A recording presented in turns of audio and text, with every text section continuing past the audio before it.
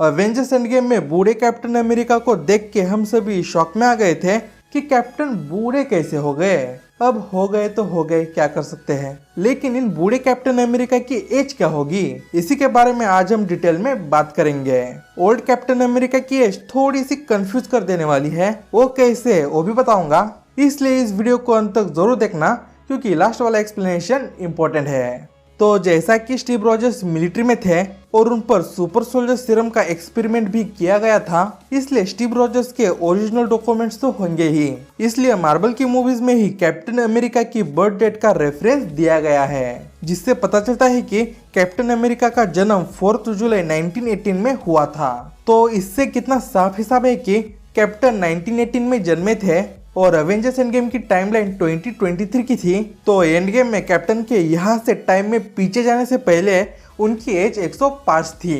मतलब कि कितना स्ट्रेट फॉरवर्ड सा हिसाब है। लेकिन अवेंजर्स एंड गेम के राइटर्स ने यहाँ पर बहुत ही कंफ्यूजिंग सी बात बताई है। जब Avengers end game movie release हुई थी तब कई कंफ्यूज फैंस ने बहुत सारे क्वेश्चन पूछे थे अवेंजर्स एंड गेम के क्रिएटर्स से, और अवेंजर्स एंड गेम के राइटर्स ने तब इंटरव्यूज में कई ऐसे जवाब दिए थे जिनका कोई सेंस ही नहीं बनता। मतलब कि आप में से कई फैंस को याद ही होगा इसके बारे में कि एक इंटरव्यू में राइटर्स ने एंड गेम के टाइम ट्रैवल का ऐसा कॉन्सेप्ट बताया था कि जो कि मूवी में था ही नहीं। अब उन्होंने ऐसा क्यों किया था उन्हें पता, लेकिन उनकी बातें सुनकर फैंस कंफ्यूजन में चले गए थे। और फिर राइटर्स ने कैप्टन अमेरिका की एज के बारे में भी अजीब सी बात कही थी। उनका कहना था कि कैप्टन 1918 में जन्मे थे और फिर साल 1945 में कैप्टन बर्फ में फ्रीज हो गए, तो इसलिए 1945 में कैप्टन की एज 27 थी।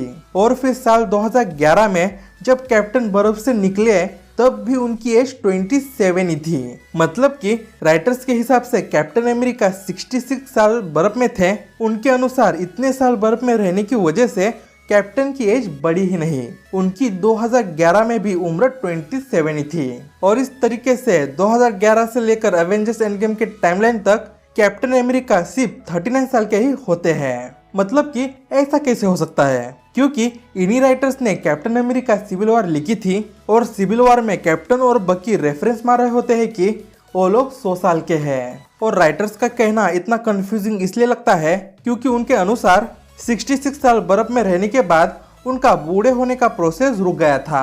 ये बात ठीक है, लेकिन वो जन्मे तो 1918 में ही थे ना, और वो बर्फ में फ्रीज हो गए थे, मरे थोड़ी ना थे।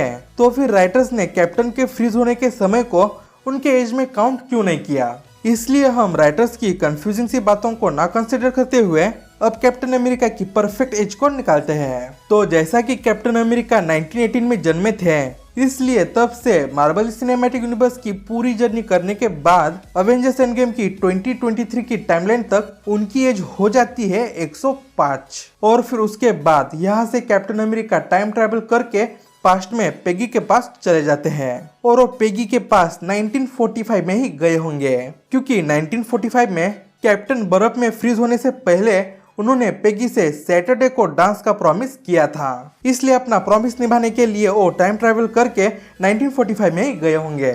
और फिर 1945 से ही कैप्टन एक अल्टरनेट रियलिटी में पेगी के पास ही रह जाते हैं, तब तक जब तक कि पेगी मर नहीं जाती। और पेगी कार्टर मरती है कैप्टन अमेरिका सिविल वॉर की टाइमलाइन में, मतलब कि 2016 में। इसका मतलब कि पास्ट में गए हुए कैप्टन पेगी के साथ 71 साल तक रहते हैं। और फिर कैप्टन 2016 की टाइमलाइन से टाइम ट्रैवल करके वो यहाँ पे बेंच पर आकर बैठ जाते हैं। तो कैप्टन अमेरिका पास्ट में जाने से पहले उनकी एज थी 105, प्लस उन्होंने 71 साल पेगी के साथ बिताए। इसलिए इन बूढ़े कैप्टन अमेरिका की उम्र होती है 176 साल। और अवेंजर्स एंड गेम के राइटर्स ने कंफ्यूजिंग तरीके से बूढ़े कैप्टन की एज 106 बताई थी, लेकिन कैप्टन अमेरिका की स्ट्रेट फॉरवर्ड एज ही सही है, समझने लायक है। तो फ्रेंड्स, अगर आप हमारे चैनल पर नए हो तो हमारे चैनल को सब्सक्राइब जरूर कीजिएगा और इस वीडियो को एक लाइक भी कर दीजिएगा। तो मिलते हैं next time with more interesting content.